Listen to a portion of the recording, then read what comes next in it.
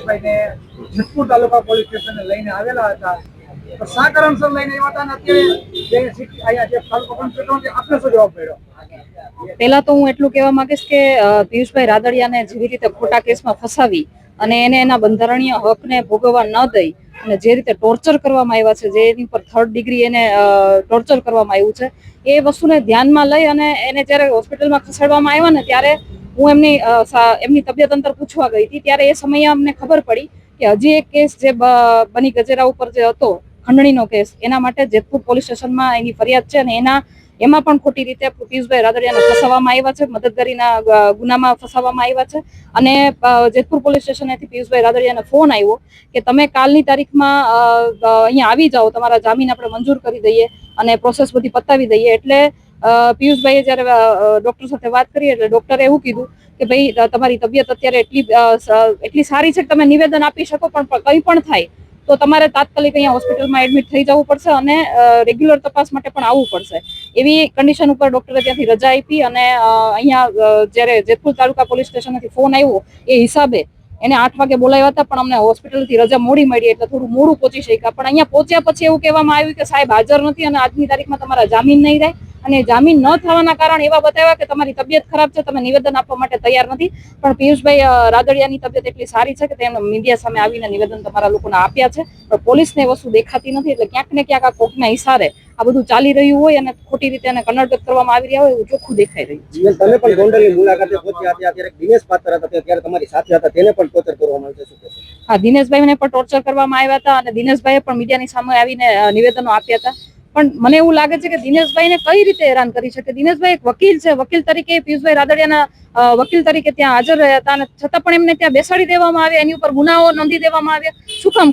ખાલી ને ખાલી એટલા માટે કારણ કે એ લોકો અમે જયારે ગોંડલની મુલાકાતે ગયા હતા ત્યારે એ લોકો અમને સમર્થન આપ્યું હતું. તો એ ચોખ્ખું દેખાઈ રહ્યું છે કે જે લોકો અમને સમર્થન આપી રહ્યા છે એ લોકો એવા નાના માણસોને એવા લોકોને ટોર્ચર કરી અને એને માનસિક એનું મનોબળ તોડવામાં આવી રહ્યું છે અને આ તદ્દન ખોટી વસ્તુ છે. કારણ કે કોઈ પણ પોલીસ પ્રોસિજર હોય એ કાયદાની રૂમાં રહીને થાય. કાયદાકીય પ્રોસિજર થતી હોય તો અમને કોઈ વાંધો જ નથી, પણ કાયદાની બહાર જઈ અને પોલીસ તંત્ર પણ એક કહેવાય ને કોઈને ફોલો કરી રહી હોય, કોઈના કેવા પ્રમાણે ચાલી રહી હોય ને એવું ચોક્કસપણે લાગી રહ્યું છે.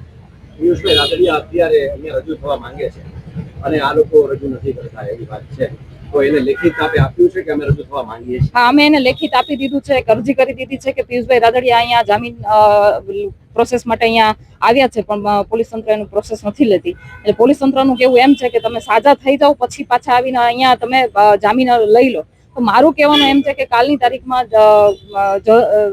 કોર્ટની અંદર મુખ્ય આરોપીને જામીન મળી ગયા છે અને 15,000ના જામીન મંજૂર થયા છે. એના પણ કોઈ કારણોસર એને 15,000 ભરી નથી શક્યા એટલે જેલ હવાલે કરાવવામાં આવ્યા છે. જો મુખ્ય આરોપીને જામીન મળી જતા હોય તો અહીંયા આ કેસની અંદર ખોટી રીતે ફસાવવામાં આવેલા પિયુષભાઈ રાદડિયાને જામીન શું કામ ના મળે? અને પોલીસ કોના ઇશારે કામ કરી રહી છે? મારા મીડિયાના માધ્યમથી મારે તમને લોકોને કહેવું છે કે તમે જિલ્લાના એસપીને પણ પૂછો કે પોલીસ કેવી રીતે આવી રીતે કામ કરી શકે, શું કામ કોના ઇશારે આવી રીતે કામ કરી શકે? પોલીસની જે ફરજ છે એ શું કામ નથી નિભાવતી? શું કામ આવા લોકોને ખોટી રીતે હેરાન કરવામાં આવી રહ્યા છે? આજે તમે એની હાલત જોઈ હશે. પોલીસે જો આ પ્રોસિજર એની પૂરી કરી દીધી હોત ને તો આટલો ટાઈમ એને હેરાન ન થવું પડ્યું હોત. એના બદલે એની તબિયત નાદુરસ્ત હોવા છતાં એ જ્યારે પોલીસના કેવા પ્રમાણે અહીંયા જામીન અરજી માટે પ્રોસેસ માટે આવ્યા છતાં પણ પોલીસે કોઓપરેટ ના કર્યું અને એને આવી કન્ડિશનમાં પાછું બહાર જવું પડ્યું, પોલીસ સ્ટેશનની બહાર નીકળવું પડ્યું અને ફરી પાછું એક વખત અહીંયા પોલીસ સ્ટેશન એને હાજર કરવા માટેની કામગીરી ધરાઈ રહી છે. અને મને એવું પણ લાગી રહ્યું છે કે આ પ્રોસેસ કદાચ હું અહીંયા સાથે છું, અમારા બીજા પાસના આગેવાનો અમારી સાથે છે એટલા માટે આ પ્રોસેસ અહીંયા ફોલો નથી કરવામાં આવી રહી. કારણ કે કંઈ પણ એને કાયદાની બહાર જઈને કંઈ કૃત્ય કરવું હોય તો અમારી હાજરીમાં ન કરી શકે, એને સીધી લીટીમાં કામ કરવું પડે એટલા માટે આ પ્રોસેસ ના થઈ. એનું રીઝન છે કે અમે જ્યારે રાજકોટથી નીકળ્યા એના પછી જ્યારે હું પિયુષભાઈની ગાડીમાં હતી અને 2 પોલીસ વાળા ભાઈઓ અમારી સાથે હતા તો એને કન્ટિન્યુઅસ પોલીસ સ્ટેશનેથી જેતપુર પોલીસ સ્ટેશન આવી રહ્યા હતા. જ્યારે અમે જેતપુર પહોંચવા આવ્યા ત્યારે અહીંયાથી એવું કહેવામાં આવ્યું કે હવે તમે અમને ગાડી આપી દો કારણ કે સારું ન લાગે. અમે એ ધરપકડ થોડી કરી છે, અમે હાજર થવા માટે આવ્યા છીએ. તમે ચલાવો કે અમે ચલાવીએ એમાં સારું શું ન લાગે એવું એમના દ્વારા કહેવામાં આવ્યું. અને એવું પણ કહેવામાં આવ્યું કે હવે આપણે પોલીસ સ્ટેશન નથી જવાનું, આપણે સિવિલમાં જવાનું છે.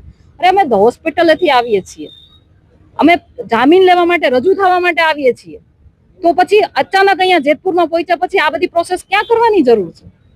હું એમની સાથે ઝઘડીને પિયુષભાઈને અહીંયા પોલીસ સ્ટેશન સુધી પહોંચાડ્યા છે. એમની એવી પણ ગણતરી હતી કે પાછલા ગેટેથી આપણે પોલીસ સ્ટેશનની અંદર જતા રહીએ, જેથી કરીને કોઈને ખબર ના પડે, મીડિયાની સામે આવે નહીં. અમે ઝઘડીને આ ગેટ સુધી એમને લઈ આવ્યા છીએ અને અમને હાજર કર્યા છે. પરંતુ અંદર જઈને ક્યાંક ને ક્યાંક અમને એવું કહેવામાં આવ્યું કે ભાઈ આજની તારીખમાં તમારા જામીન નહીં થાય, કારણ કે તમારી હાલત એવી નથી કે તમે નિવેદન આપી શકો. પરંતુ આપના માધ્યમથી પિયુષભાઈએ નિવેદન આપ્યું છે અને આખી ગુજરાતની જનતા જાણે છે. પિયુષભાઈને હાજર લેવામાં નથી આવ્યા, એના માટે થઈને જે તાલુકા પોલીસ સ્ટેશને કોઈ લેખિત આપ્યું છે? હા, લેખિત આપી દીધું છે.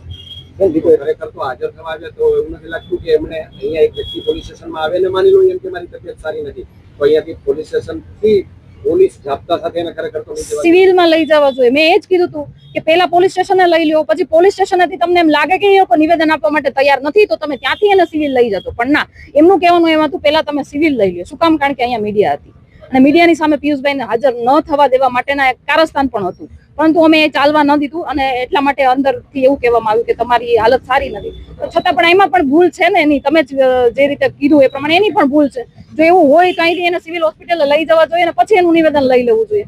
પણ ક્યાંક ને ક્યાંક મેં કીધું એ પ્રમાણે પોલીસ તંત્ર કોઈના ઈશારે કામ કરી રહી છે અને જેના ઈશારે કામ કરી રહી છે એને પણ મારે કેવું છે કે ક્યાં સુધી તમે આવા નાના નાના લોકોને કાયદાની આડમાં દબાવ્યા કરશો. અત્યાર સુધી મેં જે પ્રમાણે પહેલા પણ કીધું હતું એ પ્રમાણે અમે કાયદાકીય લડાઈ લડીશું.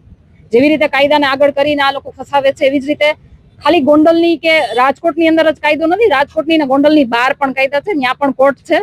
હાઈકોર્ટની અંદર પણ જવું પડે તો જઈશું, સુપ્રીમની અંદર જવું પડે તો પણ જઈશું, પણ કાયદાકીય લડાઈમાં અમે ક્યાંય બાકી નથી રાખવાના.